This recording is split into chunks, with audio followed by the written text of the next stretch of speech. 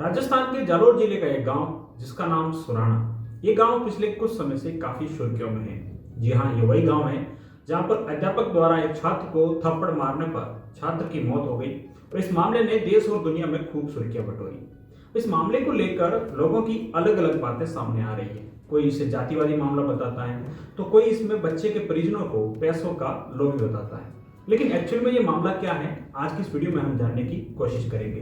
क्योंकि इस मामले को काफी समय हो चुका है और अब काफी जो तथ्य निकल कर सामने आए हैं उसके आधार पर हम कहीं ना कहीं ये तय कर सकते हैं कि इसमें एक्चुअल बात क्या है।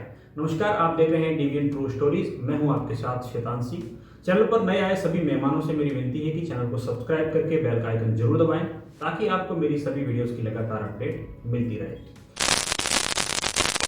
तो चलिए वीडियो को शुरू करते हैं। इस मामले की शुरुआत होती है 20 जुलाई 2022 को।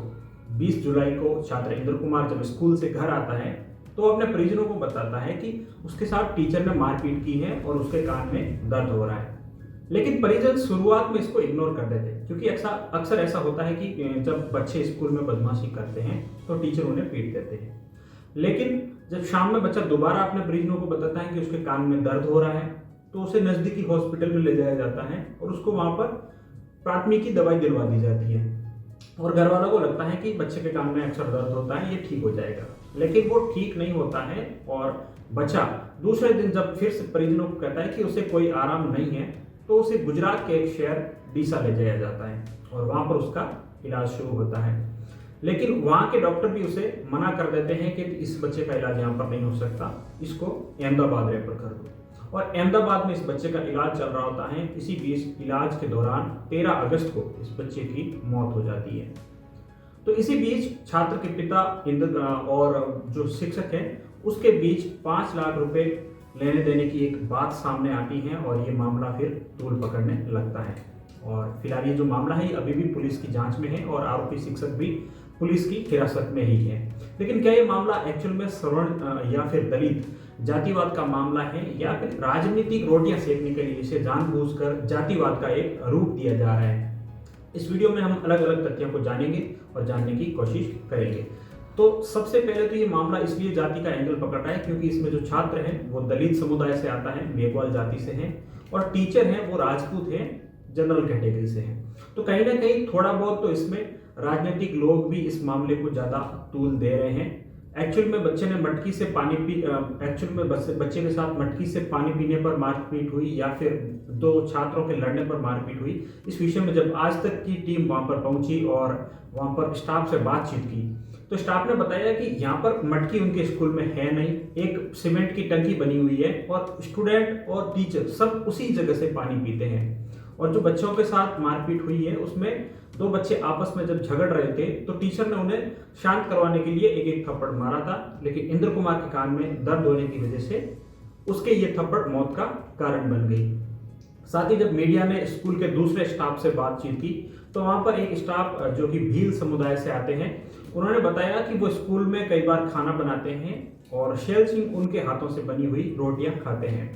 तो जब शैल सिंह भील समुदाय के बने आदमी के हाथों से बनी रोटियां खा सकते हैं तो इसमें उनके बच्चे के पानी पीने पर कोई प्रकार का ऐतराज नहीं होना चाहिए। तो इसमें ये कहीं ना कहीं इस जातिवाद का जो मामला है इस पर यह संदेह खड़े करता है। साथ ही जब स्कूल के बच्चों से भी इस विषय में सवाल किए गए तो बच्चों ने यही बताया कि वहां पर जो है 2 बच्चे आपस में लड़ रहे थे और इसलिए टीचर ने उनको मारा। और अधिकतर कुछ बच्चों का कहना है कि उसे इस मामले के बारे में कोई भी जानकारी नहीं है। और वहीं जब मीडिया ने स्थानीय लोगों से बातचीत की इस विषय में तो वहां पर लोगों का ये कहना है कि बच्चे के कान में पहले से दर्द था और वो रुई डालकर स्कूल जाता था। लेकिन जब टीचर ने उसको थप्पड़ मारा तो उस वजह से उसका वो दर्द बढ़ गया और ये बच्चे की मौत का कारण बन गया। लेकिन अब इस मामले को जानबूझकर जातिवाद का रूप दिया गया और इस वजह से उनके वहां पर आपसी भाईचारे में भी काफी फूट पड़ी है। साथ ही वहां पर ग्रामीणों ने यह भी बताया कि यहाँ पर कुछ समय पहले एक मीटिंग रखी गई थी बच्चे के पिता और शिक्षक के बीच और ग्रामीणों ने एक मीटिंग करवाई और उसमें आपसी सुलह करवाने की कोशिश की गई थी, जिसमें बच्चे के पिता ने यह बात मानी थी कि उसके बच्चे के कान में पहले से दर्द था और यहाँ पर 5 लाख रुपए देने की बात हुई, जिसमें शिक्षक ने असामर्थ्य जताया और बताया जा रहा है कि उसने 1.5 लाख रुपए देने की बात की और उसने दिए भी। हालांकि हम इसकी पुष्टि नहीं करते हैं, ये बात एक जांच का विषय है और पुलिस इसमें जांच कर रही है। हम अन्य तथ्यों पर चर्चा करें इससे पहले एक बार विद्यालय पर थोड़ी नजर डालते हैं कि इस विद्यालय कैसा है और इसकी स्थापना वगैरह कब हुई। तो इसकी स्थापना 2004 में हुई और ये सुराना गांव के किसी पुराने घर में स्थित है। ये एक प्राइवेट विद्यालय है और यहाँ पर 352 बच्चों का नामांकन है, जिसमें 126 जनरल, 154 ओबीसी, 64 एससी के और 9 एसटी कैटेगरी बच्चे पढ़ते हैं। और इन 352 बच्चों के अध्यापन के लिए यहाँ पर 8 अध्यापक हैं, जिनमें 5 दलित हैं, 1 ओबीसी है और 2 सामान्य हैं। तो ऐसे में छुआछूत की जो बात है वो कहीं ना कहीं संदेह पैदा करती है, क्योंकि विद्यालय का जो माहौल है वो भी सही है और जो बातें हमें जानने को मिली उसके आधार पर कहीं ना कहीं इसमें जातिवाद का मामला तो संदेह पैदा करता है। तो एक नज़र हम इस बच्चे के परिवारजनों की मांग पर भी डालते हैं कि इनका क्या कहना है। तो इनका कहना है कि इनके परिवार को 50 लाख रुपए का मुआवजा दिया जाए और घर के किसी एक सदस्य को सरकारी नौकरी दी जाए, शेल सिंह को उम्र कैद की सजा हो और इस विद्यालय की मान्यता को रद्द किया जाए। तो अब तक जितने भी तथ्य सामने आए हैं उसको लेकर किसी भी एक पक्ष को सही ठहराना सही साबित नहीं होगा। साथ ही हम इस बात से भी मुंह नहीं मोड़ सकते कि बच्चे की मौत टीचर के मारने से नहीं हुई है। टीचर के मारने की वजह से ही बच्चे की मौत हुई है। अब वो चाहे बच्चे को पानी पीने की वजह से मारा हो या फिर 2 बच्चे लड़ रहे हो और उनको शांत करवाने के लिए मारा हो, लेकिन बच्चे की मौत हुई है, ये बात तो सही है, इसको आप गलत नहीं ठहरा सकते।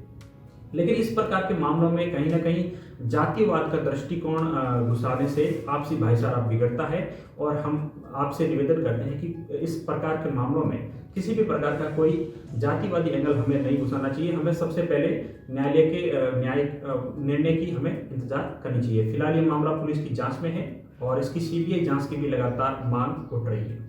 आपका इस केस के बारे में क्या कहना है हमें कमेंट करके जरूर बताएं और देश और दुनिया की क्राइम स्टोरीज देखने के लिए हमारे चैनल को सब्सक्राइब करके बेल का आइकन जरूर दबाएं। जल्दी आपसे रूबरू होंगे अगली वीडियो में। तब तक के लिए अपना और अपने परिवार का ख्याल रखें। जय हिंद, वंदे मातरम।